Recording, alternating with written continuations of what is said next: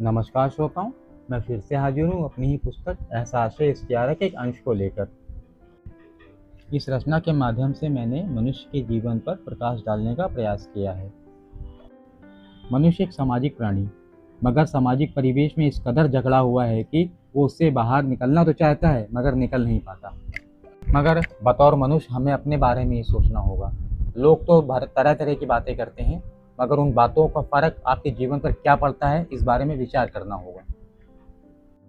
फलाने ने ये कहा, ढिमाके ने ये कहा, फलाना ये सोचेगा मेरे बारे में, फलाना वो सोचेगा मेरे बारे में, इन सब बातों का फ़र्क क्या पड़ता है इंसान के जीवन पर? प्रश्न यही है। इसीलिए मैंने इस रचना का शीर्षक रखा है वस्तु और कुछ नहीं। जब हम अपने बारे में सोचने लगेंगे ना, तो दुनिया हमारे बारे में सोचना बंद कर देगी, और जिस दिन दुनिया हमारे बारे में सोचना बंद कर देगी, उस दिन हम अपने बारे में सोचना शुरू कर देंगे, और उसी दिन हम सच्चे अर्थों में इंसान कहलाने के लायक बनेंगे। तो सुनिए इस रचना को और विचार करिए अपने बारे में। वस्तु और कुछ नहीं। जो कहते हैं कहने दो, जो कहते हैं कहने दो, ऐसे लोगों की बातों में कोई बात नहीं। जो कहते हैं कहने दो, ऐसे लोगों की बातों में कोई बात नहीं।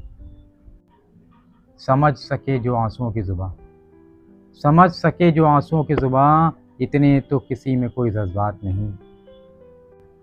समझ सके जो आंसुओं की जुबां, इतने तो किसी में कोई जज्बात नहीं।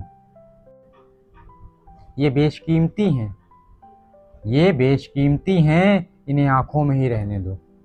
ये बेशकीमती हैं, इन्हें आँखों में ही रहने दो। लगा सके जो इनकी कीमत, किसी की कोई औकात नहीं।